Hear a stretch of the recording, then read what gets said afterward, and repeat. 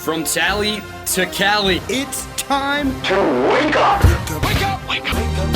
Warchant.com is your ultimate Seminole sports source. And this is Wake Up Warchant, presented by Zaxby's Now here's Warchant.com's Aslan Hajavandi and Corey Clark.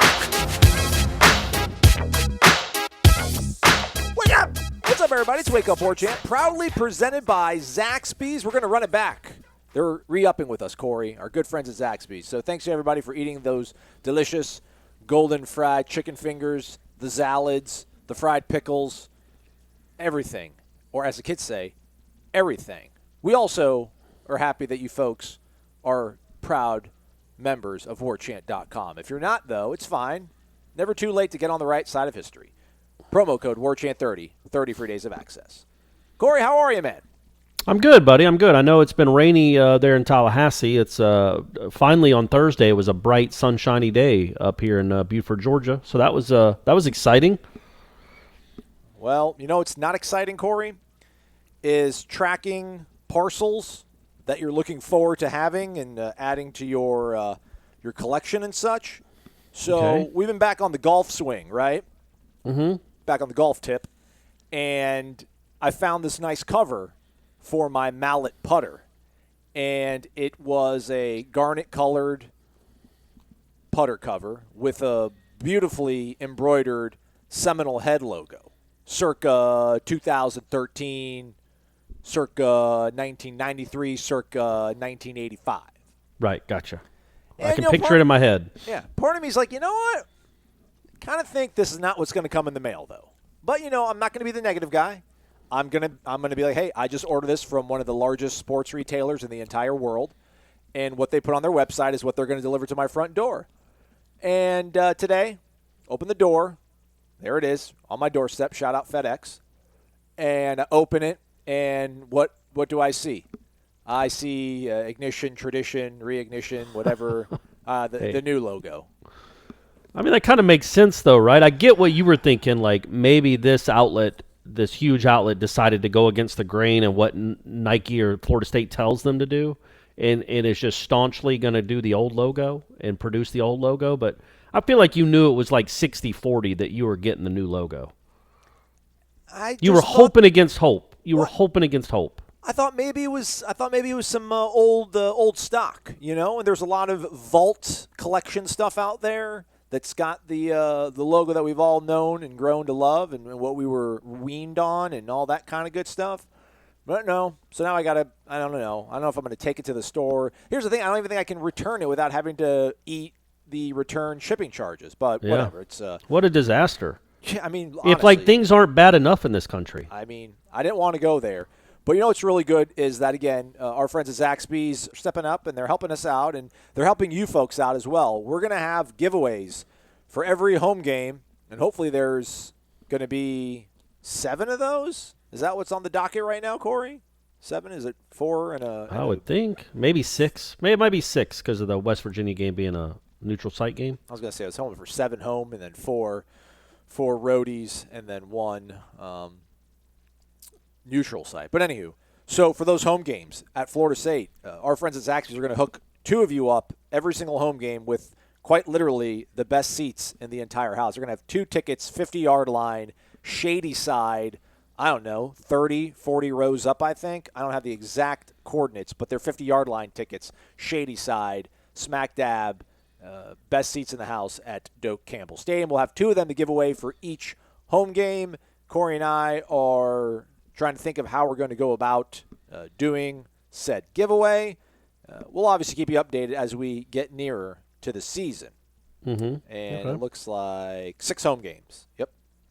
6 home games. Well, you know they're going to have 4. They have 4 conference home games because they have 4 road, 4 conference, and then one of their non-conference games is in Boise, and the other one's in other one's in Atlanta. So I just did a little quick math for you. Yeah, that's right. You're right. You're good. Yeah, that Boise, that little old Boise game just kind of just sneaks up on there. Yeah, just kind of hanging out there, waiting for you. Hanging out. Hey, we're going to do Renegade Express because that's what we do on Fridays. We're recording this a little bit earlier than usual. Want to maybe get your thoughts on actually, I shouldn't get your thoughts on, but hopefully by the time you all hear this, CJ Van Eyck will have been drafted. CJ, if you're listening to this, I don't know, man, maybe come back. I don't know how much money's out there for you, but I don't know. Just figured it'd be kind of cooler to hang around Tallahassee for another year than report to, I don't know, Helena and pitch in high A for the Voyagers out there. But that's just me, man. You live your dream. Didn't go in the first round, but it's okay, man. It's all right. I would think this will be the year where almost every draft pick goes ahead and signs, because what's going to happen is there's a lot of really good players that aren't going to get drafted. Or, there's high school kids that maybe told people, look, if you don't draft me in the first or second round, don't bother drafting me. And these teams won't be able to do what they always do, which is draft somebody in the 11th round and offer them $500,000 or offer them $1 million, like a way above slot signing bonus, because they saved some money early on. The most they can offer anybody after the 5th round is a free agency deal for $20,000. So there's going to be a lot of kids that go to school that go back to school that wouldn't normally go back. So C.J. Van Eyck could come back to school, but man, the talent pool is even going to be deeper than it was this year. So the chances of him going up in stock probably aren't much. So I feel like if he's a second or third round pick, which we assume he will be, he's going to be gone. Which, they knew that all along. They were never planning on having C.J. Van Eyck in 2021, obviously. Yeah, so there's only, 5 rounds this year, Corey? Yeah, usually there are 40 rounds. This year there are 5. And so what, do they not have more? Do they have more money to throw at these kids? I mean, my thing was no. They don't. All right. No, they all have like the signing bonus pools are obviously a lot less because MLB is trying to save as much money as possible, right. As we see by the fact that who knows if there's even going to be a season. Oh no! The commish said the other night 100% chance. Yeah, but it's going to be like a 50-game season because these yahoos can't agree on actually getting it together and getting on the field. It's really, really bothersome. But no, so there's 5 rounds instead of 40. So that's 35 rounds of extra players. You'd say half of those guys probably end up going pro. So you're talking hundreds and hundreds and hundreds of players that normally would be on minor league buses that will be back in college baseball next season. So you're looking even guys that are seniors like a Chase Haney or an Antonio Velez or somebody like that at Florida State could theoretically come back. They're allowed to come back for another senior year. So there's going to be a huge log jam. But what they did do, the NCAA did give these baseball teams relief. Instead of 35 players on a roster, that's the most you can have. Now it's unlimited.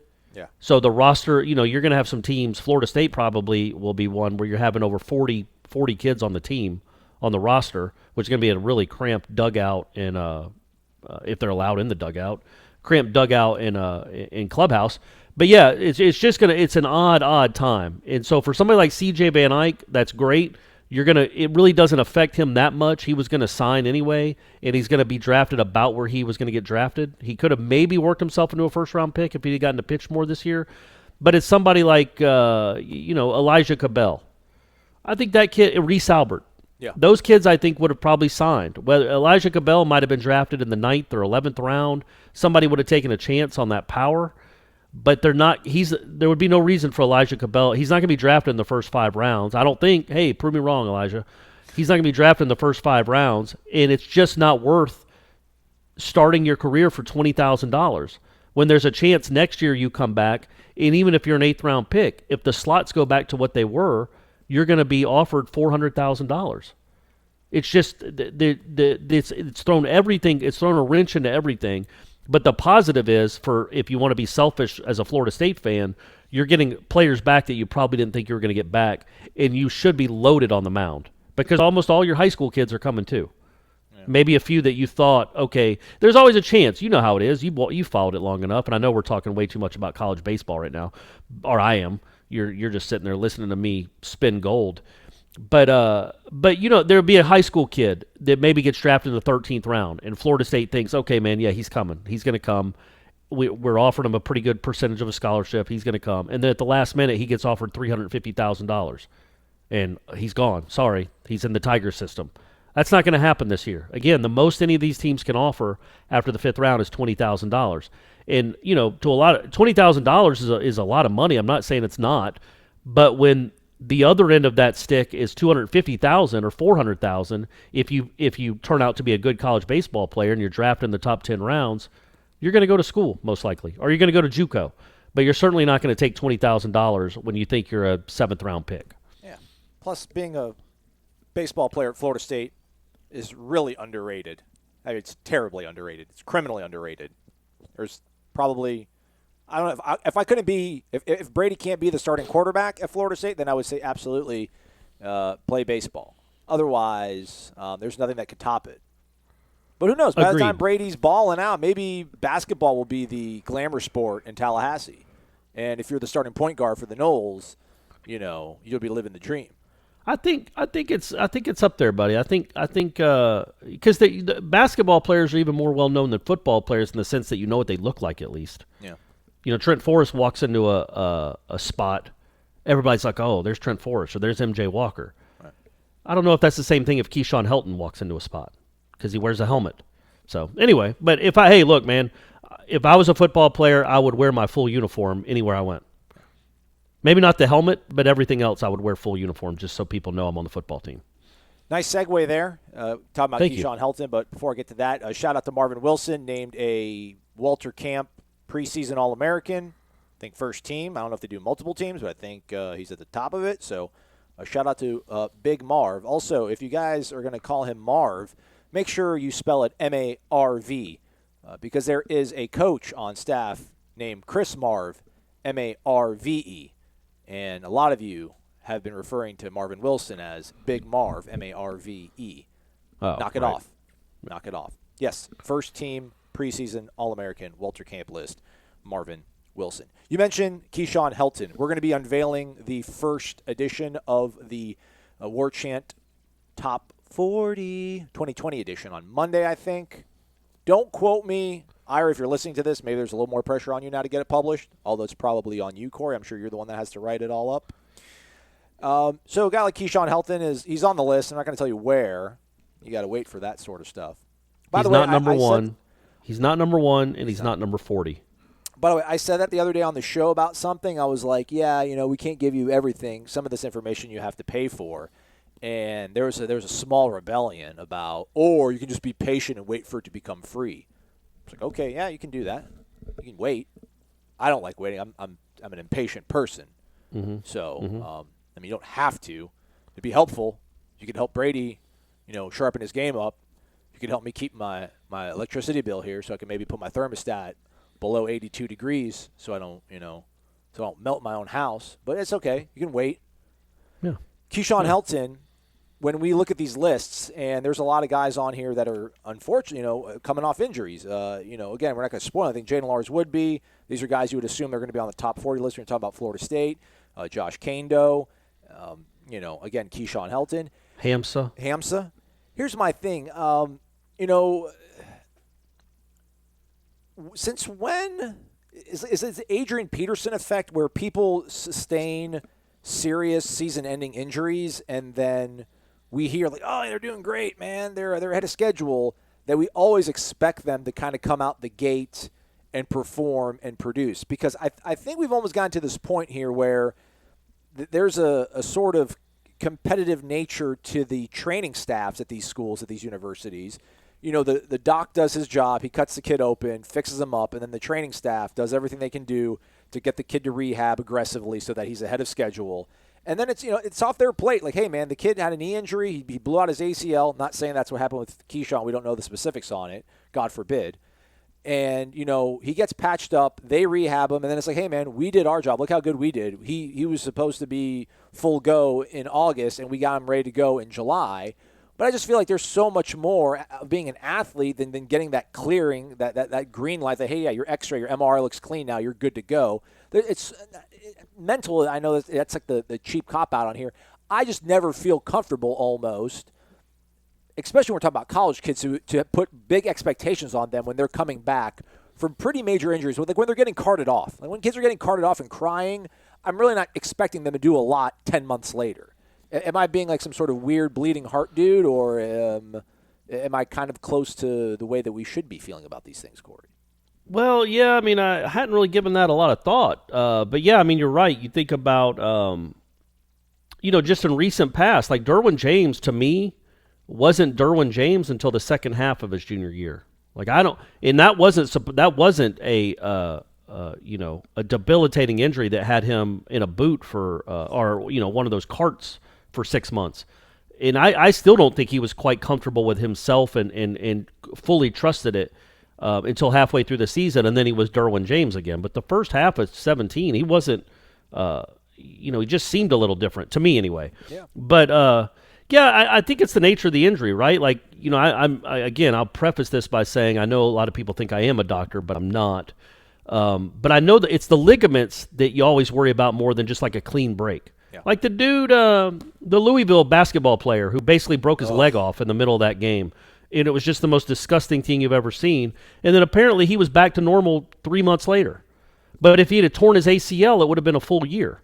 Like it was such a clean break that it was somehow easy to fix. Kevin so Ware, you do wonder about that with guys like Helton and especially the I don't know, the quick twitch guys, the guys that have to break and backpedal and do all that, do so much stuff like a Hamza or a Keyshawn Helton coming in and out of cuts so quickly. You do wonder how they're gonna handle that and if they're gonna trust it. I think the modern medicine has gotten to the point where maybe it's a cop out. I think they're okay to go. I think when they're told they're cleared, they're fine. They wouldn't put them out there if they were at 88%. They'll wait till they're 100%. But do they trust it? Do they really trust it? That's where you got to figure that out. Well, I think so much of it too. It's coming back and actually performing at that level too. Because, you've been rehab and it's healed up and everything, but it's like now you're actually having to go out there and perform it. I think there's a different degree and beyond just the mental aspect of it. There's a physical degree. I think that you're, no matter how hard you're attacking rehab, like it's different when it's Saturday in Boise on the blue turf, right? And you're having to go for it. So.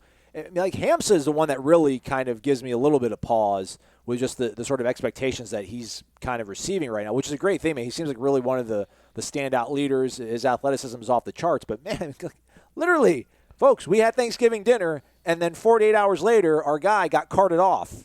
And then we're like, oh, yeah, man, he's got first-round mock draft potential right now. He's going to be one of the stalwarts of the defense. It's like, man, I hope so. I really do hope so. Maybe we'll come back and laugh at me for – being a little bit apprehensive. But also about think things. Like some people's bodies are just different, man. And obviously he's got man, a. But who's here? I'm trying to think like Florida State. Like Adrian Pearson's the guy I can think about. Terrell Owens comes back into the Super Bowl.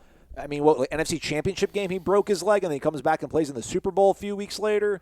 I'm just trying to think of. Kalen Layburn's a guy that everyone keeps sleeping on because he didn't really do all that much last year. And to me, a lot of it's because he sustained a pretty serious knee injury. Second week of the 2018 season. I wasn't expecting much from him going to 2019. I've got pretty high hopes for him going into 2020. I'm just trying to think of someone recently in college. I don't know, maybe like Tua with all his ankle problems, but I don't know. I just think like knee, ligament damage, that always kind of gives me pause. Like Dante Lucas, he broke his leg clean, I think, in the Sun Bowl. So, and that's the crazy thing, and you mentioned it earlier. It's just like a bone break is not a big deal. It's like, 4-6 weeks in a cast.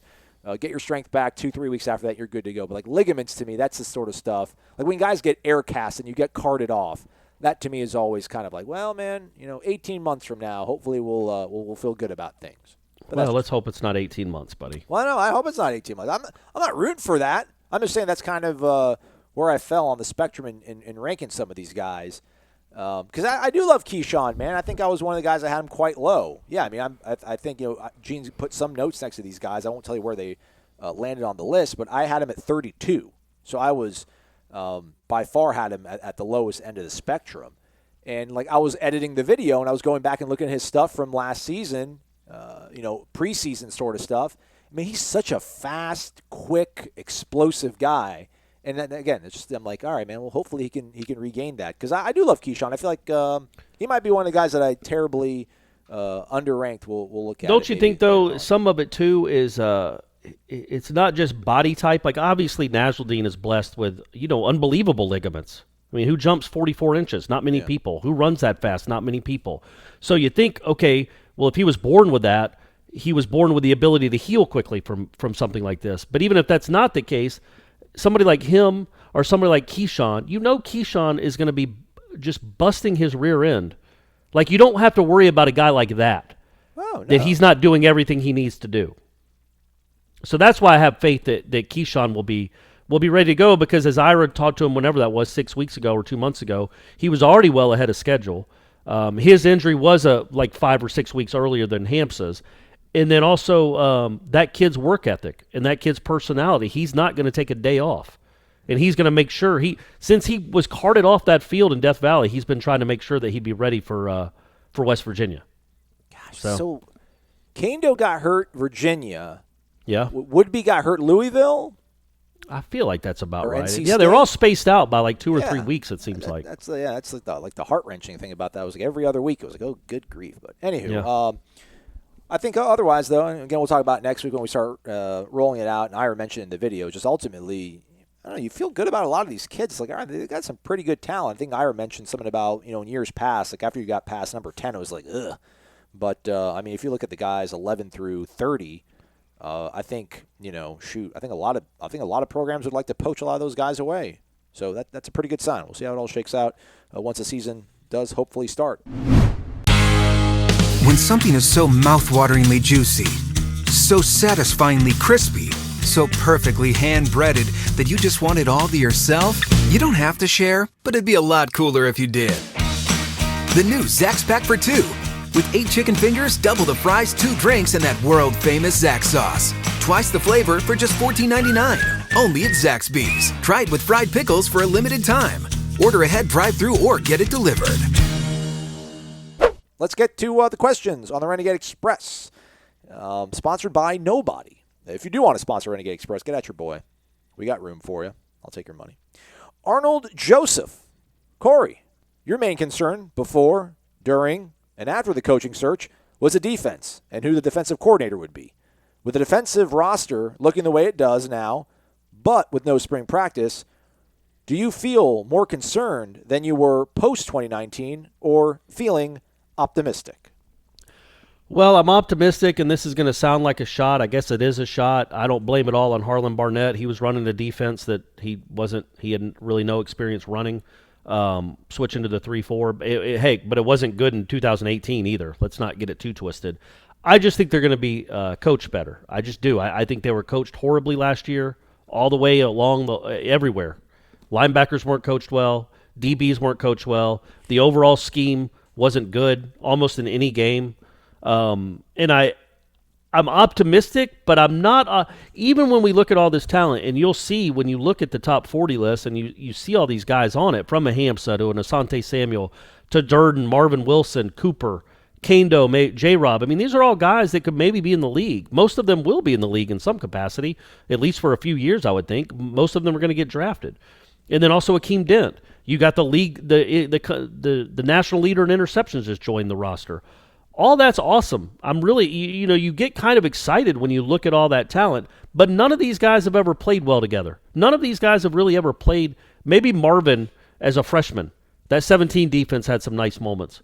But none of these other guys have ever really done diddly poo in college. They've played well specifically, individually, but they've never played well as a collective. So while I am optimistic that it will be better, because I do think the talent is there, and I do think they'll be more, maybe, I don't know, competent's not the right word. Harlan Barnett is plenty competent. It was just a cavalcade of reasons why they weren't very good the last couple of years. But I'm not optimistic that they're going to be like a top 20 defense. Even though I think they have a chance of literally, Aslan, what you say when you look at this roster, you might have out of the 15 guys or 17 guys that get a lot of reps on the defense, half of them might end up being drafted. A couple maybe even in the first round or first couple rounds. And yet I don't feel all warm and fuzzy that they're going to figure it out enough to be a strength of the team. They just can't be one of the worst in the United States, which is what they were last year, inexplicably. Arnold Joseph personally says we, Florida State, are easily top 25 ranked defense this year. Okay. They definitely have top 25 talent on that side of the ball. I don't think you could question that. I mean, you've got one of the best defensive tackles in the country. You've got, a secondary that I think at least has 3 or 4 guys that'll play in the league. Linebacker, still question marks. Somebody like Amari Gaynor has to take a big leap. Emmett Rice has to build on what he did last year. Maybe Jaleel McRae or Steven Dix Jr., one of these guys gets into the mix. But you have some question marks at linebacker. But more than anything, my point is you have question marks on whether they don't know what it's like to be a good defense. They just never have been one. Yeah. They've had some moments, but they don't play collectively well together. They haven't. And we have to hope that they're much better coached, which can lead them. What were they last year in total defense? 108th? Something ridiculous. Literally one of the worst in Power 5. If they could take a leap up to like 50, that's a huge leap. That's why I can't. I with somebody saying they're going to be a top 25 defense, that would be an enormous leap. Adam Fuller might be the head. He might get a head coaching job in the SEC if he pulls off something like that. Teams don't go from 108 or 110 to 25 in 1 year. I hope it happens. I hope we all get to see it, but I would be very surprised by that. Although I do think they're going to be significantly better. I don't think they're going to be one of the elite defenses in the country. What Stoops do? What did he do? What did he do from 9 to 10? I don't know what they did. You remember they were terrible against Oklahoma, and then I mean, literally, it looked like he didn't. I was like, oh man, this Stoops he's the Jeff Bowden of the Stoops family. And then they just kept getting incrementally better throughout the season to the point they held Florida to 7 points at the end of the year. Yeah, I don't know. I guess they probably. I couldn't even look it up. I could try to look it up too because I feel like that new 2009 defense was probably like 82nd in the country, somewhere around there. And I bet that 2010 defense went to like top 40. So that's a big leap. But going from 108 to 25 is an enormous leap. And, man, you better hope that Kane Doe or Gaynor or somebody can figure out a way to get pressure on the quarterback. Or it's not going to really matter how good your secondary is. 90th in total defense, 119th in passing yards allowed, yet they were 56th in passing efficiency defense. Who, last year? Yeah, correct. So they were what total defense? 90. Allowed 424 yards per game. I mean, that's just an embarrassment. And I know they were going fast, so some of that is a little, but I'm sure yards per play, they were way down. The passing yards allowed is just a joke. So if they can go from 90, the goal should be to get in the top 45. That would be a significant step up. Because think about last year's team if they had a 45th ranked defense. I mean, it's probably 8 or 9 win team. They were 90th. It's embarrassing. Ooh. You guys want to stand by here with me? I think I figured out how to crack this. Florida State was 108th in total defense in 2009. Okay, all right. Where do we go? Where'd old Stoops get them to in 2010? 42nd. Wow. So don't you think? And that's that. In he was had Nigel Bradham, he had Marcus White, he had a lot of good young players. Now many of them were freshmen or sophomores, but he had some good players to use. But don't you think that's about as big a leap as you could make? Yeah. Like from 108 to 42 is remarkable. And still, you're just a pretty good defense. 42 is nothing special. Yeah. So if they could get to 42 or 38 or whatever, they're not going to be special, but they can be competent, and they can maybe not get run off the field by anybody with a pulse. That would be impressive. So let's hope that happens. The talent's there to make it happen. Yeah, I think they'll be able to disrupt, get into the backfield hopefully a little bit. I mean, I don't know how much about in terms of rushing the passer, but I at least think that they're going to be able to create a lot of chaos in the middle with just, Marvin Wilson, Robert Cooper, Corey Durden, True Thompson's a guy who I think that made the list. So they definitely have stuff on the interior. And then if you can create havoc in the middle and stop the run, and you can, cover guys a pretty decent amount, which I think the secondary, when you really look at the secondary, is incredibly loaded. I mean, again, in terms of athletic ability and Rivals.com recruiting sort of bravado, they haven't really produced all that well clearly here, but I mean, they've got a whole bunch of options in the secondary, and they got those three really superb defensive tackles. And so that's a pretty darn good mix. And so that's why I really don't worry that much about linebacker. But, I don't think they're going to jump into the top 25. That'd be great if they did, though. Yeah, Holy moly. Listen, I root for these things. Just because I say I don't think they're going to happen doesn't mean I'm not rooting for it. Let's just get that clear. Let's go to Adam, Mad AMCZ. Wake up! If my math is correct, T-minus 85 days until kickoff in Atlanta. 85, good Lord. That's like a small number, Corey, isn't it? Well, I mean, it's not that small. Can't It's still come soon enough. 3 months. Yeah, I'm with him on that. I want to start the first segment of Stump Corey Clark. Corey, okay. In what season did Dalvin Cook rush for more yards at Florida State? 2015 or 2016? See, man, if we're going to do the Stump Corey Clark, it's got to be from the 90s or 80s. That's my wheelhouse. My first inclination is that it was 15, but I know he also missed a game in 15. He got injured. Ooh, and I feel like they were close. I'm going to say 15, even though he missed a game. I went to the wrong tab here. You're going to have to stand by here. Promise I'll get there. So what was your final answer you said? 15? Well, yeah. He ran for 1,765 yards in 2016. Oh, yeah, then it's 16. He ran for 1,691 yards in 2015. But that's a tough one. He averaged nearly a full yard and a half more in 15 than 16. He averaged 7.4 yards per carry in 15. Paltry 6.1 in 2016. He had 19 rushing touchdowns both seasons. My gosh. Never got invited to New York. Didn't just not win the Heisman, was never even a contender. Because, in the big games against teams like, I don't know, Florida or Clemson, he never showed up, or Miami. You remember that, how Dalvin always kind of shrunk in the moment against Clemson? Right. It never did anything. Ridiculous. Dude, I got a Heisman vote, and I voted for him each year. I think at 15 I voted him number 1, I think. And then at 16 I think I had him second or third. I didn't vote for him number 1, but I had him second or third. He caught 33 passes for 488 yards and a touchdown in 2016. It's ridiculous. It's ridiculous. And I knew it because I watched it. So does everybody listening to this show. We knew what that offensive line was and what it was certainly turning into. He was not running behind the Hogs from the Redskins, man. This was not Nate Newton and Larry Allen and the Cowboys just pushing up. It wasn't 1996 Florida State. It was an amalgam of just not good. And he still managed like 2,200 yards of total offense, being the only legitimate weapon with a redshirt freshman at quarterback. And I guess Dalvin. But what are the running backs that were invited? Give me a break. Well, how do you really feel? It's ridiculous. It was ridiculous then. It was. It makes me even madder now, especially when what would Florida State's record have been without Dalvin Cook in 15 and 16?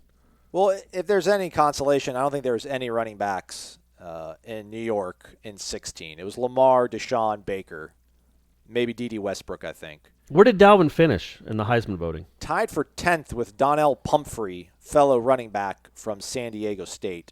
Christian McCaffrey and Deontay Foreman from Texas were both ahead of Dalvin.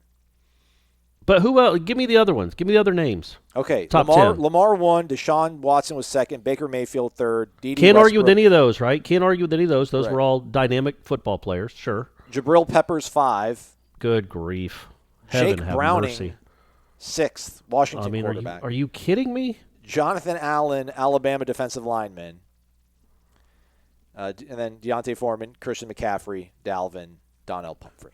Imagine going to like Chris Peterson at Washington and being like, look, I got 2 players you can have.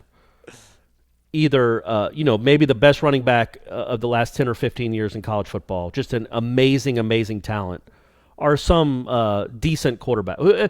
Jake Browning or Dalvin Cook? Come on, man. It's preposterous. Jabril Peppers? Harbaugh would have traded 4 Jabril Peppers for Dalvin Cook. Anyway. Now to my I'm not question. mad. I'm not mad. I was on the right side of history on that one, for sure.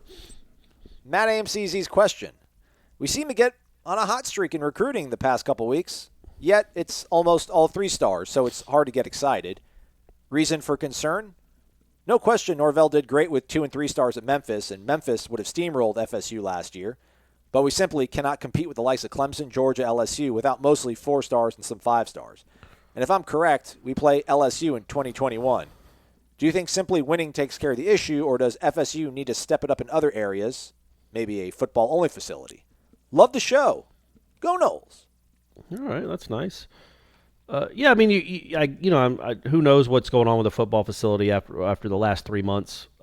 It's not happening, probably. I mean, I Well, almost feel like that window closed. You've been talking about the bubble, Corey. The bubble happened. It popped. I don't know how. Yeah, in the it world might have. It might have. I still think they'll try to find a way to do it. And we'll see where we are 6 months from now or 18 months from now, and because it is something that you are competing against, and you can't just put your head in the sand and say we're not going to have one, and still want to compete with LSU's and the Clemsons of the world, because Clemson has one, man, and that's your number one goal right now. To me, anyway, I think that's even bigger than Florida and Miami is. You got to try to catch those fools because they're in your division, and they decide if you play for championships, even more than Florida and Miami. But yeah, I think right now, I know 3 stars aren't. I hate using the word sexy. I don't know why I just said it. Intriguing. I hate it. There you go. That's much better. They don't get the blood flowing. There we go. That kind of Even better. Kind of ties into what I didn't want to say. But what you're doing right now, man, you've got to. I hate to say this. You're competing with Florida, Miami, and Clemson. We get that. But right now, you just got to make sure you're better than Louisville and Wake. Like, get there, and then take the next step. And when you look at Jimbo's 2010 class, his first class, now we always talk about, and I think I've made this point before, we always talk, or you did, Aslan, I can't remember, but we talk about LaMarcus and Jeff Luke and Christian Green and Christian Jones. There were some big-time guys, 5-star, 4-star guys that were like headline grabbers, but a lot of that class was 3-star dudes, a lot. In Bjorn Warner, not all of them 3-star. Amp McLeod, 3-star. Terrence Brooks, 3-star. Big Pat Chad Abram, 3-star. But there's a lot of 3-stars that were also, they played like 3-stars too. Cam Irving, they were. 3-star. No, they played like zeros. Cam Irving was a 2-star, I think. My point was a lot of those guys were misses, but some of them weren't. And again, 3 stars can work out for you. They have here plenty of times. You just got to hope this dude's evaluating the right guys. And we'll give him the benefit of the doubt because he did what he did at Memphis, but Jimbo turned a 2010 class that had a lot of 3-stars in it to a 2011 and 12 class that had a whole bunch of All-Americans in it. So, again, we look back at Jimbo's class, that 2010 class, because it was a pivotal one, and it did put a lot of good players, not a lot, but it put a core group together that played for and won a national championship. But when you look back at all the names on that list, it doesn't overwhelm you. Right. It's not, oh my gosh, he had 100%. It wasn't that. So you just hope some of these dudes, man, 50% become contributors, 65%, 60% become contributors, and you hope, 5 or 6 become all ACC type players. That would be a great hit percentage. But I'm not worried really right now about him getting 5-star kids because, again, we've talked about this. Why would a 5-star kid right now in June of 2020, if he's being recruited by Alabama, Clemson, LSU, Georgia, why would he go to Florida State under a first-year head coach that's never coached a game? I guess that's the thing, right? They're really not swinging and missing, but they're not swinging either, which is a little bit discouraging. But I think ultimately it's because they need, when you think about flipping this thing, you want elite guys, big, physical, nasty dudes on the defensive line, and you want some really big, nasty dudes on the offensive line. And they got one in Bryson Estes, was projected to be probably a pretty darn good interior guy. Played a little bit of tackle, but that would help things out if they could. I mean, they don't grow on trees, but if they could land a Timmy Jernigan. But I don't know if there's. Again, I'm not the recruiting guy, and neither really is Corey. I don't know where in the Rivals 100 there's Florida guys that are 5-star defensive linemen. I think that's the sort of thing that's leaving people a little bit miffed. Is that they want the Tim Jernigan, Darnell There aren't the headline grabbers. There aren't the superstar recruits that everybody wanted. And that to me is the difference right now between this class and again, we got a long way to go. This class and the 2010 class. The 2010 class had a lot of just kind of foundation guys, like solid. Some of them never even contributed. Some were just role players. Some became starters but weren't All-Americans. They had they had that, and then they also had ironically, somebody like Christian Green was maybe the biggest sign of that class, or Jeff Luke.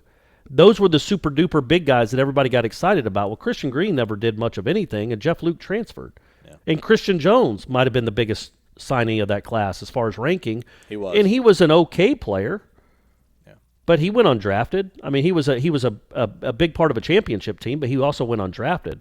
So, let's not get so caught up in the stars. But I also understand as a fan, especially a Florida State fan, it's like a Kentucky basketball fan going 3 years without signing any of the 5 stars in the country. This just isn't what Florida State fans are used to.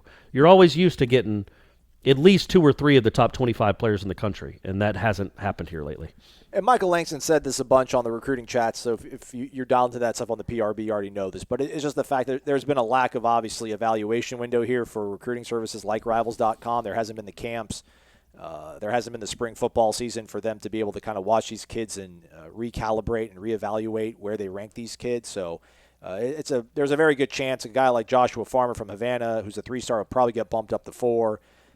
The Jackson West kid, the tight end from Huntsville they got, he had no stars, and then he committed to Florida State. He's already got back up to 3. I think that kid's he's a sleepy, sneaky little one. I think he could be a really good, talented player for Florida State. Ultimately, listen, man, if he hits on any of these quarterbacks, if Luke Altmaier, that's coming in, hopefully 2021, Alabama's hot on his trail now too. But if he arrives on campus, or if Chuba or if Tate Rodemaker ends up being a guy that can throw for 3,500 yards and 28, 30 touchdowns and keeps you to low teens, low double-digit sort of interception totals, I think that'll help erase the sting of maybe not having a 6'5", 265-pound guy running off the edge and sacking the quarterback every other play. Although that'd be great. I would like that too. But, one thing in front of the other. Yeah, man, I don't know about the football-only facility, though. I do wonder. I just don't know, man. There's we talk about Tim Jernigan's don't grow on trees. Al Dunlap's don't grow on trees. So, I don't know who we have in the recruiting net or the booster network that's been sitting on money all these years. It's going to step up and drop the huge check to make this thing happen. But I tell you what, if they win that game against West Virginia, that'll help. That'll help. What if Taggart made a big donation? Yeah, why not? What if Taggart said, "Hey, you only owe me half my buyout"? But the buildings, yeah, I tell you, you can still keep the WTF, the Willie Taggart saying. Football Facility. It would be perfect, but you keep $5.2 million of what you owe me, but you have to name the facility after me. Do you think Florida State does that? I think I might have even asked that before.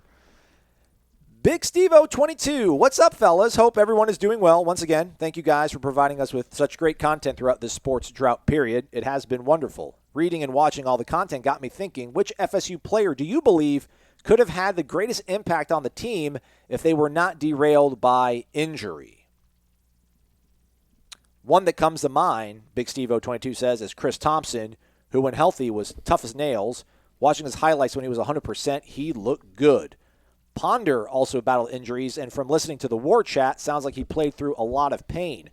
Datko was good and injured a lot. Thoughts? As always, go Noles. What, Derwin? Yeah, Cromartie Yeah. is another one that jumps to mind because I think they were going to use him on offense too and to return kicks. Like he was going to be a huge part of that 2005 team. That 2005 ACC championship team. I should throw out there. That's right. Man, yeah, I was trying to think of a quarter. Did Brett Williams get hurt in 2002?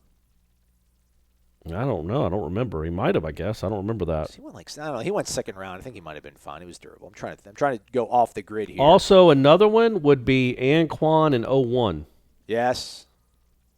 Because that was going to be the guy. That was going to be Ricks's target, although they competed for the quarterback spot for 2 weeks in preseason camp. That was going to be Ricks's target. That was going to be his main guy, and you lost him.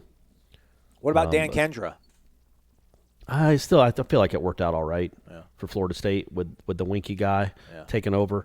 I mean, there's a ton of them. There's a litany of guys to choose from. Those were all good. Chris Thompson, though, like that might be the answer, man. But like they still went 12-2 the year he got hurt. Yeah. And maybe he makes a difference against Florida. I'm not dismissing him because he was a very, very good. He was seriously dynamic. When we did that EJ Manuel Warchant about the 12 Clemson game, man, Chris Thompson was a beast. He was fast. I mean, he was so good, Devontae Freeman never saw the field, literally, until he got hurt, and then Freeman came in. But I still, that team went 12-2 even when he got hurt. I look at something like Anquan Bolden in 2001 or Cromartie in 2005, and I think, I think you're looking at a couple extra wins at least with those guys. And I'm sure I'm sure people are screaming at their at their iPhones right now about a more obvious answer, but I just can't come up with one off the top of my head. Willie Jones Jr. Final answer. Yeah, there you go. Perfect. Oh, look, he's back from Chile. Let us know how Santiago was. Maxwell Gibbs. All he says is, happy early birthday, Corey. Oh, that's sweet. And happy early Flag Day to all of you. But Flag Day, celebrate it responsibly. That's on Sunday. Think of me. Maybe drink an Ultra in my honor. Maybe go watch a youth baseball game in my honor. No, don't just be hanging around a youth baseball park if you don't have any reason to be there. So never mind. Forget that. Oh, man. Did you hear the podcast with Ryan Russillo and Craig Kilborn? No. Several months ago. Russillo was a big fan of this joke that Kilborn had about an older guy in his 30s that hung around the baseball fields and gave you your first baseball glove, like the creepy guy that would try to befriend kids. It was a more innocent time. You could make a joke like that, but now you can't because gross. Right. Leon Knoll 12. Wake up! Last Thursday I hit the road at 5 a.m. to travel for a funeral and did not check my phone until about 8 a.m. after numerous text messages regarding the situation from last week, i.e. Norvell and Marvin Wilson. My wife then took my phone away. I did not catch up on anything and everything until it was all over. I am glad I wasn't living and dying by each tweet or rumor, but was curious what the biggest moment y'all missed due to traveling or being away from your phone. Ooh, good question. I like that. Also, what meal have you gotten really good at cooking during this crazy time? Thanks for y'all do. For all y'all do. I mean, I'm not crushing meals. I'm using my grill a lot more. I bet I'd used my grill 3 times since I'd moved into this house in 3 years total. Just Brady and I would go eat out all the time, which wasn't great for either one of us. But then the last 3 months, I've been using the grill a lot. So I'm getting pretty competent with hamburgers and hot dogs. Haven't tried anything special yet. Haven't gone out on the steak route yet or fish or anything like that. But hamburgers and hot dogs, what a boring answer, but I'm not crushing the meals. I don't do recipes and stuff. Yeah, I don't either. I've been using skirt steak once a week to throw into my rice and veggie bowls that I make because I eat a pretty simple diet here. I'm kind of on the same stuff all the time. I don't venture too far off of it unless I go to our good friends at Zaxby's and get some good soul food, if you will. But to the question about what have you missed out on by not having your phone, I'm sure there was a time when I was in Mississippi where literally every time I would take a vacation, which was only literally twice a year. Well, actually, that sounds like a lot because most people only take one vacation a year. But when I'm talking about vacation, I mean maybe 3 or 4 days so I could go home and see my parents. It seemed like somebody was always getting fired or there was always some kind of controversy. But what I'll always remember is that the girl I was dating in Mississippi, we went on our first out-of-town date getaway. We went to New Orleans, and we went there. There was a Monday Night Football game. Her bank was a big sponsor, so they had they had club seats. Eli is a spokesman for them. Anyhow, name drop. But that was the day. Apparently, Dan Mullen, Joe Shad reported that Dan Mullen was the leading candidate, I think, to take over for Joe Paterno at Penn State. And I saw it on the bottom line at the hotel when we were getting ready to leave on Tuesday morning, and I'm just oh, well, that's pretty interesting. I texted, I think I emailed our news director and I copied my weekend guy who was covering for me. I'm like, let's make note of this, at least in the sportscast, that, there's a report that he might be a top candidate. And we're driving back. I don't have any signal. And I think my phone probably died on the way back. And when I get back to Mississippi, I'm not working that Tuesday either. And the whole thing blows up. I get home and I check Twitter, and apparently our weekend anchor or the toss to him from the news anchor made it sound like Dan Mullen was taking the job, like he was gone. And that day was also, they do the Mississippi Heisman. They name the MVP of the best football player in the state of Mississippi collegiate-wise. And Dan Mullen was at that event, and he gave a quote to the paper in Jackson, Mississippi, which is the paper for the entire state, where he pretty much threw shade at our TV station. And I was just I'd only been on the job for maybe 3 or 4 months. And I remember just like my weekend guy, like totally lost. He was like, dude, I'm out the business. Screw this. I'm not taking this. Because like he was getting hammered on social media. Just like, you idiot, you screwed this up, blah, blah, blah, fake news before fake news existed. But it passed, and then he eventually took over for me when I left Mississippi. But now he got out of the business and works for the federal government. Shout out to my guy, Ray. But, yeah, that was pretty panicky because I remember being like, oh, my gosh, our station's going to get reported on, spreading a false rumor about this guy. We're going to lose access, blah, blah, blah. But it wasn't. Ultimately, it kind of blew over. But there's a little bit of anxiety there for a few days. Yeah, I don't really have an answer to that. I was the whole time you were talking, I wasn't really listening. I was trying to think of my own answer. Thanks. That's what I do, Corey. That's usually and I couldn't come up with one. I mean, just know that I wake up each day, pretty late, and so I'll wake up sometimes to a group text that has like 44 messages, and I'm not scrolling back through 44 messages from my dumb friends. So who knows what have happened? Somebody might have lost a job. A family member, they might have just won the lottery. I don't know because I'm not scrolling up through 44 messages.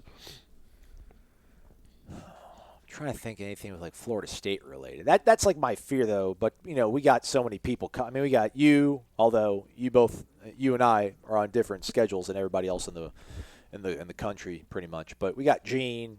And then Ira. Literally Ira doesn't sleep because I'll text Ira at 1:30 and I'll get a response, and then occasionally I'll wake up at like 8 in the morning and I'll text him and I'll get a response. So I'm just like, what do you? And you've got 3 children and a wife and a house. You do yard work except when Marvin was on his Twitter, Ira was asleep that day, and who saved the day? That's right. Who saved Corey the day? Clark coming through. Yeah.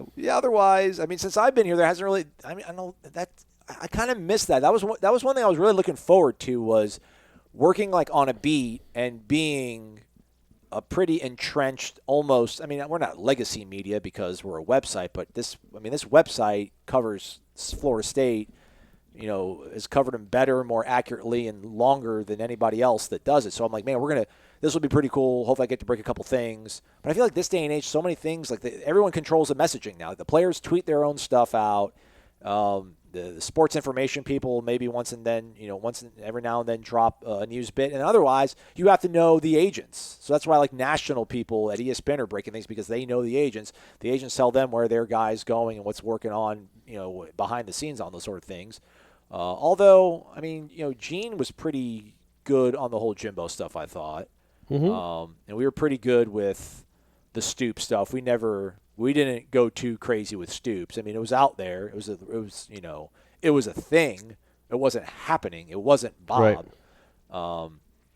But yeah, that's that was my fear when I used to work though in TV. It was just like I'm going to miss something big because I wake up late and like I'm just going to miss it. I'm going to look like an idiot. But that never happened. All right, let's hustle through here. We have 3 more. Gator 188. Gator Kirk. Wake up, dudes. If you all had a jersey number, it would definitely be a single digit. Best dang coverage around. Corey, with your birthday being Sunday, what are the big plans? Enjoy your birthday. Man, he knows your birthday down to the date. But then again, it's Flag Day. Everybody knows Flag Day. Yeah. What are your big plans? Brady's got a baseball tournament, so going to go watch some of that. Hopefully he gets me, he has a nice day in my honor. That would be great. Other than that, no plans at all. Man, I'm telling you, birthday's kind of...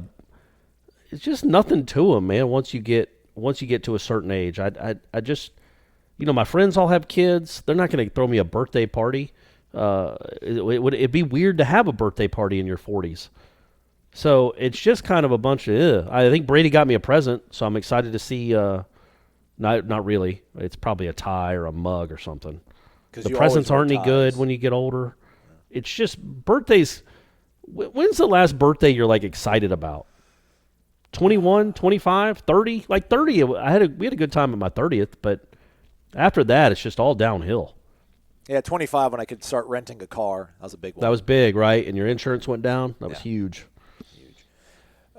Would you rather Brady go 4 for 4 with 4 home runs or hit for the cycle and get the save?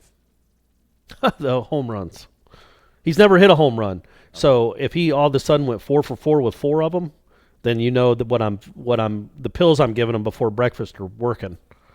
What's the youngest you can get a kid on anabolic steroids? Is there a there's got to be guidelines, right, where it's still pretty safe?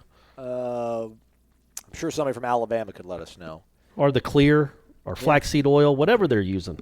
Oh yeah, are you going to watch the 30 for 30 with Sosa and McGuire on Sunday? I don't know. Maybe if I'm back in time, I'm not going to make a point of it. But I'm sure it's interesting enough. Just neither one of those guys are all that likable. Right. Would it be the worst birthday if Brady goes 0 for 4 with 4 strikeouts? No. I don't want to put that much pressure on the kid. Right. You know what I mean? Like, my birthday depends on how he does in baseball. No pressure, no diamonds, Corey. I mean, it'll be the worst. It'll be a really bad day for Brady. I'll say that much. But I'm sure I've had worse birthdays. FSU Robert, wake up! Happy birthday, Corey. Man, everyone loves Corey. Yeah, well, hey, I'm sure when your birthday's around, they'll say happy birthday to you too. Probably not. Question, where do you think the threshold is for offensive lineman awfulness that would make an FSU quarterback's arm basically a non-factor? Before I saw Alex Hornibrook throws get held up by a stiff breeze, I would feel foolish asking if a quarterback's arm really mattered.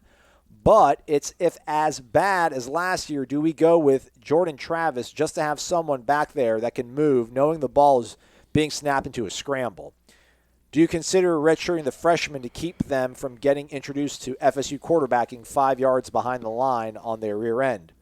I hope our offensive line is functional enough to go with the best arm, but what are your thoughts on the above if it is not? Man, I don't think it's necessarily the legs, the scrambling. I think it's how quickly you make a decision and how quickly you get rid of the ball. Correct. I think mobility is a nice thing to have, but I don't think you put a quarterback back there that can move around just because your offensive line can't block. If your offensive line can't block, you need somebody there that can make a decision quickly. Because as good a runner as Jordan Travis is, he's not Tamorrion Terry with the ball in his hands, and he's not Corbin with the ball in his hands, and he's not DJ Matthews with the ball in his hands. You want those guys to have the ball farther downfield than you want Jordan Travis, maybe occasionally getting 7 yards on a QB draw. It's an added bonus, but I think the bigger deal, and just going by what Norvell's done at Memphis, that dude couldn't run at all the last 2 years. That was not a weapon in their offense at all. They want to give the ball quickly to the guys, the real playmakers. And, Jordan Travis is a nice runner. He's not Lamar Jackson. He's not dynamic. Yeah. I don't know that he's necessarily a game changer. And let me take that back. He could change a game. He's not a season changer. He could, like in the Boston College game, he changed the game. Boston College. He's not changing a game against Miami or Florida or Clemson. Well, yeah, he could do it in small doses, right? I think he's part of your game plan, but he's not a guy that you just say, all right, we're going to put you back there, try to make some things happen with your legs. Yeah. I just don't see that out of him. By the way, my guy Chubba. Chubba can move a good bit, right? I've watched some of him. I mean, he's 1,054 yards and 19 touchdowns on the ground in 11 games. He's a physical runner. 6'3", 210.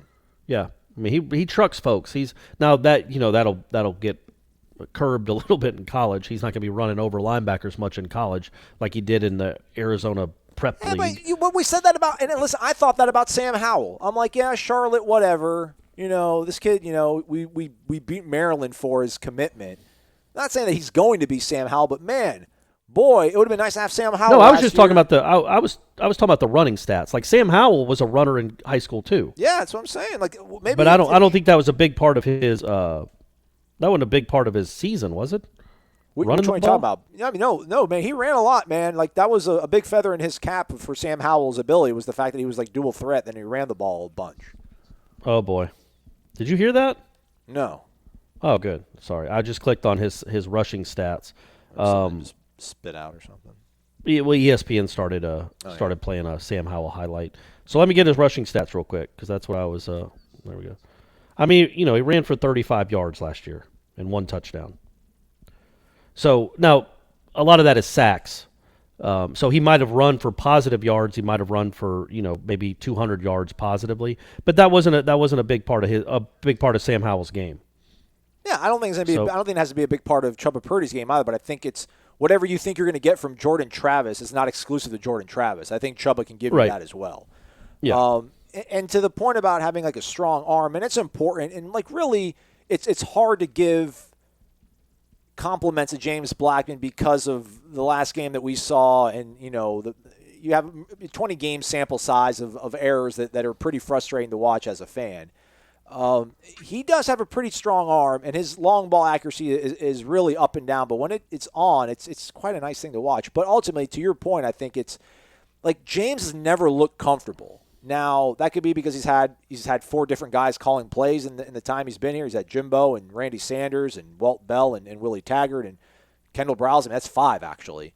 So maybe it's kind of a tough thing to ask him to look comfortable. But like nothing's ever looked like he's gone to his second progression naturally and been on time with things. It's one of those things where he's either got pressure coming in or there's that sort of anxiety of just always having the fear of getting slammed back there or making a mistake and drawing the disappointment of your teammates. But like he's been able to make some plays because of his actual gifted ability to throw the ball and his arm strength. But yeah, give me a guy that has a good understanding conceptually where the ball needs to go at what point, and that's going to be the best quarterback for Florida State in 2020 and moving forward. So. Man, I can't believe how good a year Sam Howell had last year. It hurts. It hurts, man. Holy moly. He threw for 400 yards against NC State. Not that NC State was good, but like every game. Yeah. Pitt, he threw for 322. Virginia, 353. Virginia Tech, 348. Georgia Tech, 376. He never had more interceptions than touchdowns. Even his worst game was a win at Duke. He was 10 of 26, but he threw for 227 yards and 2 touchdowns. He did get sacked a bunch, and that 36 times. And that is one thing the younger kids, because they don't quite trust what they're seeing maybe, they do hold on to some of them will hold on to the ball a little bit too long, but holy moly, man, Sam Howell, goodness. Come on, Chubba, you can be Sam Howell. That's all you got to do, man. You can do it. Arizona, stand up, man. I don't even know what the land of the rising sun? I don't know what their name is, but whatever. Represent the land of 1,000 cacti. There we go. All right, here we go. Last one. Captain D _63. Man, this is a long one. I probably should have read this while you talked about Sam Howell for a little bit, but let's see if I can read it live and scan through it and condense it. Good afternoon, gentlemen. With things looking more and more like football will be in the air again this fall, FSU went 6-7 with bad coaching. I believe we, Florida State, have definitely upgraded our coaching staff. I heard the prediction of 7 to 9 games, depending on coin flips. My prediction is 9 to 11. Here's why. West Virginia, doable out the gates. Boise State on the road is a win with all they lost and without talent and better coaching. Okay, Clemson lost, but closer than experts think. Louisville's a win. NC State, 2-touchdown win. Miami, always close, but I believe we pull it out because we want it more after losing the last couple. Then come the Gators, toss-up. They have the better quarterback at the moment. They have better offensive line. Okay, on paper, they're better across the board. But we'll play with heart at home. I'll say Norvell pulls this win off as the big win he needs to start his FSU career. We go 11-1, Orange Bowl, New Year's Six Bowl. We lose in the bowl game, finish 11-2. So with that happening, does that give FSU the buzz going into winter and spring to get fans excited enough to believe in the coaching staff? Absolutely, yeah. If they win 11 games, man, Norvell's going to have a statue. Yeah. They'll name the facility after him because the money will start coming in again. They'll name the football facility after him. The schedule. You can make an argument that other than Clemson, none of the games are. You don't go into any of those games thinking Florida State has no shot. They have talent, man. I'm telling you. Aslan brought it up about doing the top 40 list, and when you look at like from 10 to 20 or 10 to 25, even in the 30s, you're like, well, God, that guy, if he turns out to be something. Again, could be an all-conference type player. A guy in the 30s that's a little, maybe a freshman or a sophomore, could turn out to be awesome. This team has some real pieces, but they've never won nothing. And I know I just butchered the English language. I don't care, but they don't know how to win yet. And that's the one hiccup. And yes, they're going to be better coached. And yes, I do think for this year, this is a pretty talented team other than the offensive line, which is a huge deal. But I think if they're competently coached, if they're not even competently coached, if they're well coached, they could be a 9-win team. I just think that's the ceiling because you're going to lose. You still have guys that don't really have a history of making plays in the fourth quarter when it matters. You still don't know who your quarterback's going to be, and you don't know how much improvement the offensive line is going to make. So that's what gives me anything when we start talking about 10 wins, man. That's, this team has showed you, these players have shown you over the last 3 years, it's about a 6 to a 7 win roster. Now, I think they can make a leap, but with better coaching. But I don't know how many times you see a team go from 6 wins to 11 wins. That seems like an enormous leap, even with great coaching, especially in a first year under. Like I know Alabama did it from Saban's first year to his second year, but that was Saban's second year. Yeah. Going from in a first year under a first year head coach to go from 6 wins to 11 wins would be. I mean, he'd win every coaching award in the country. So it could happen, but Miami's going to be really tough. Florida's Florida, Clemson's Clemson. And then even if you lose all those 3 games, you somehow have to win all the rest when these guys have never won all the rest. They just lost to Wake Forest in their backup quarterback. They got destroyed by Syracuse 2 years ago. Like I want to see them put it together and beat just marginal teams consistently. And then we go into start talking to pulling off upsets. But hey, I'm a believer in Norvell, so I do think they'll be better. I just think 6 to 11 is asking for too much.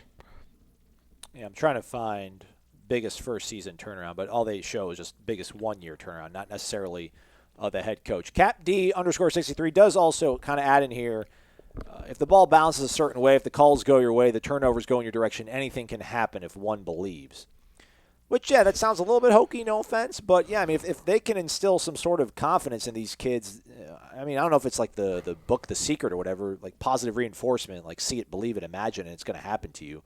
But, like, last season it felt like, I don't know, maybe this is maybe going against contrary to what I was trying to say, but, like, nothing with Willie outside the Miami game has felt like they got hosed. And if anything, it's kind of worked itself out over the course of a season.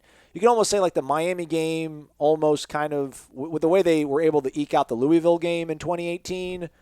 I mean, Puma passed with that horrible interception they threw. Yeah. I mean, they have to kind of milk the clock. That almost kind of offsets that game. Boston College not realizing that Tamorrion Terry, was out there in a one-possession game in 18. That was pretty silly. Last season, Louisville, again, I mean, weren't they kind of marching down the field, maybe almost about to take the lead in the fourth quarter? Yeah, they threw a pick. I think it was Nasruddin had a pick. Maybe Fagan. So, I mean, things have, like, this team hasn't really been snake-bitten per se, which I guess, if they were, then you'd be like, well, they're due to not be snake-bitten anymore. But, yeah, maybe they can be in the plus of good karma. Like, if things well, and go if you look at trends, I made this point a bunch last year. In 2018, they finished 5-7. They legitimately could have finished 2-10. Mm-hmm. Like they barely beat a 1AA team. Sorry, an FCS team. Like Aslan just brought up, they had to beat Boston College in the last 2 minutes. They got really lucky to beat a terrible Louisville team.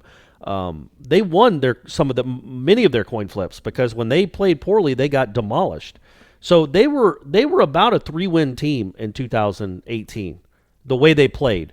Well, last year they get 6 wins. You could point to the Virginia game as a blown opportunity. The Boise game was a blown opportunity. Yep. The Wake game was a blown opportunity. Well, now you're looking at a team that was, 1 year they were close to being a 3-win team. The next year they were close, really close, to being a 9-win team. I know that's not how football works. It's not how sports works. You are what you are. And they also won a few close games too. But you see the trend where they just got embarrassed so much in 2018. It was just an embarrassing season from start to finish. Last year, they made some strides at least, right? When you look, and I know it's Florida State. It's ridiculous to even have to say things like this, but they didn't get blown out much. Clemson and Miami and Florida, they blew them out. But those other 9 games, they could have very easily won them all. And then you're looking at another. So he's right in the sense that if things break right, if your quarterback gets an extra yard on a scramble, if he's able to hit Tamorrion Terry down the sideline against Virginia, if he just, if they have some sort of idea what they're doing on that final play against Virginia, that's where maybe more, better coaching comes into turning a 6-win team into a 9-win team.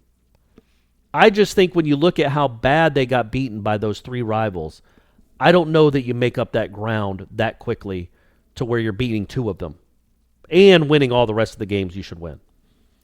But I do think they're going to be better coached, and I do think last year's team would have beaten the 18 team.